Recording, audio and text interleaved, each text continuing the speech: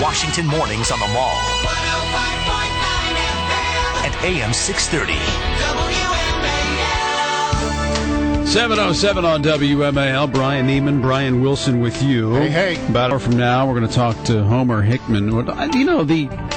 There's this thing that's going out there, private money to mine asteroids. I just find that to be very fascinating. Do we have the ability to even do that? We'll talk to Homer about that. That'd be very interesting. Deborah Burlingame will be on the program at 8:36. Her brother was the pilot of the plane that was hijacked and flew into the Pentagon, coming up on the one-year anniversary of the death of Osama bin Laden. That's all to come in the 8 o'clock hour. Right now, Joe DIGENOVA, our legal expert, joins us. Good morning, Joe. How are you? Good morning, Brian. I'm just fine. Good to talk to you guys. We had a interesting conversation this morning at the 5 o'clock hour about this controversy. I'm surprised it's a controversy. I'd love to get your take on it. There are many states where if you're charged with a violent crime, so you're charged by police and prosecutors with murder, rape, armed robbery, they can swab you for DNA.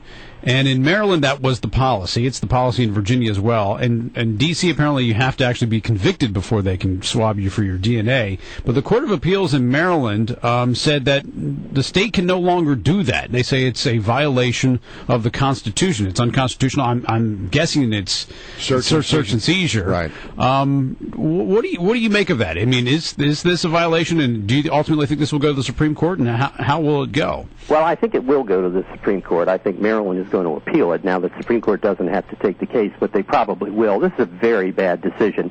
Let's look at what they said. You're arrested. You're in custody. Now, here's what they can make you do now under the law that's constitutional. A, they can strip search you. Right.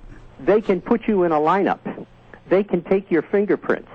They can empty your pockets and everything you own and go through it. They can take your photo and send it around the world.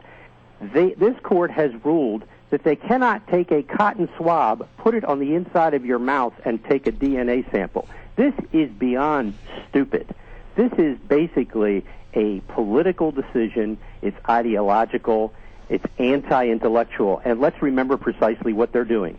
They're saying that the most reliable type of evidence, DNA evidence, which can actually show that you're innocent, cannot be taken from you. Well, that was our take on it, too. We didn't quite understand. It's not much different than fingerprints, really. Well, I mean, there is no invasion whatsoever here. I mean, you can even have blood drawn, for heaven's sakes.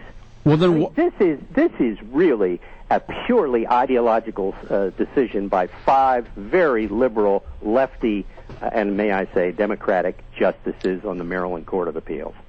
At 5-2, though, I mean, that seems like it's. I mean, that's significant. That's the end of it in Maryland, but the Maryland Attorney General, Doug Gansler, has the right to go to the U.S. Supreme Court, and I predict that he will. Mm-hmm. Remember, Dougie wants to be governor. Yeah, that's true. In D.C., I mean, it's not even the policy, though. I mean, should it be the policy where you swap for? I would think that would be one of the first things you do after you do the fingerprinting was to get DNA and then try to link it to a crime scene. Absolutely. In fact, it's going. It already is. The feds do this automatically. A couple of other states have struck this down, just like Maryland did. Minnesota and California have struck down arrest swabbing for DNA. But the federal courts have all upheld it. So, I mean, this thing is going to the Supreme Court, and I think the Supreme Court, unless the ruling is based on a state constitution, which this was not, this was based on the U.S. Constitution, I think the Supreme Court's going to take this and they're going to reverse this. All right, so now we have Eric Holder, the Attorney General of the United States, and the investigation over what the Justice Department knew and when they knew it regarding Fast and Furious. Mm-hmm. The Republicans on Capitol Hill who've been investigating this thing feel like they've been stymied and blocked at every attempt to get the documents that they need. They say they get blank documents, they get non-responsive documents. They know there are documents in the system that they can't get their hands on. And so now comes word that they are considering the possibility of a contempt citation against the nation's top law enforcement officer. What do you think about this? Well, let's play this out. If they vote contempt, what happens under the statute that exists for contempt of Congress? They send it to the U.S. Attorney for the District of Columbia, who is an Obama appointee. And while he is a very decent man and an honorable guy, Ron Machen, he is not going to prosecute his boss for contempt.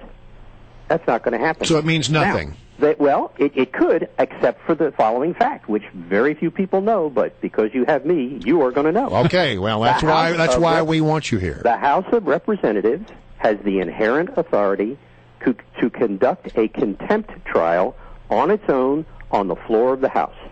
They do not have to forward a contempt citation to the United States Attorney, and they have done so in the past. In fact, you may not know this, but there is a prison cell in the basement of the Capitol, Really? which used to be used to lock up people who were held in contempt of Congress. Now, that hasn't been done for 175 years, but let's remember, old is new.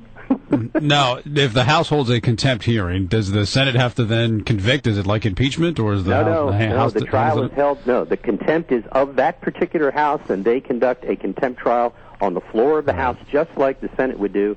Now, the Senate has a special statute. They can go to court and conduct their own civil contempt citation to hold someone in civil contempt. They can't lock them up, but they can get them fined and they can force them to turn over documents. The House does not have that authority.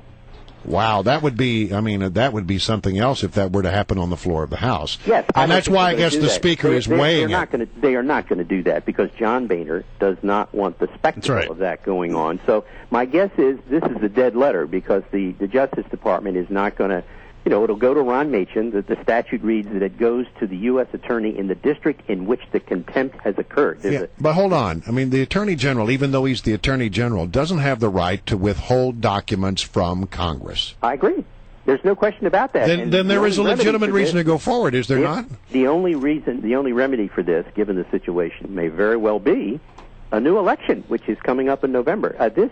There are some things that the executive branch does for which there is no remedy, like the Vietnam War, for example, or the Tonkin Gulf Resolution, which was a fraud.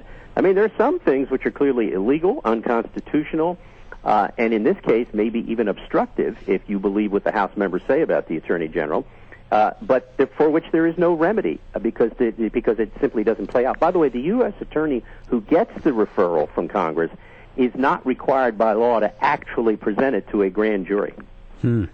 All right, before we let you go, this John Edwards trial, which we get a lot of, information, and we kind of giggle out and go, man, what a jerk this guy was. But from what you've seen so far, is the prosecution doing a good job of actually showing that John Edwards broke laws? No, I think this is a very bad case. As you will recall, we talked about this when it was first indicted, and I told you that I thought, first of all, I don't think John Edwards violated the law, and I don't think the other people around him did. I think these were gifts given with a specific purpose of helping him out. I don't believe these were campaign contributions, and I think that I cannot conceive of ever having brought this case as a criminal matter, maybe as a civil matter to seek to have the funds restored, but this is not a criminal case. It never should have been. You can never tell what a jury's going to do because they may not like John Edwards because of what he did to his wife and how he cheated on her and all that. Right. But as a matter of law, in my opinion, this was a very bad case. It never should have been brought, and I don't think they can prove a crime. I think even if a jury finds him guilty, the judge may set it aside. Really? Yeah, that's something. All right, Joe. Thanks as always.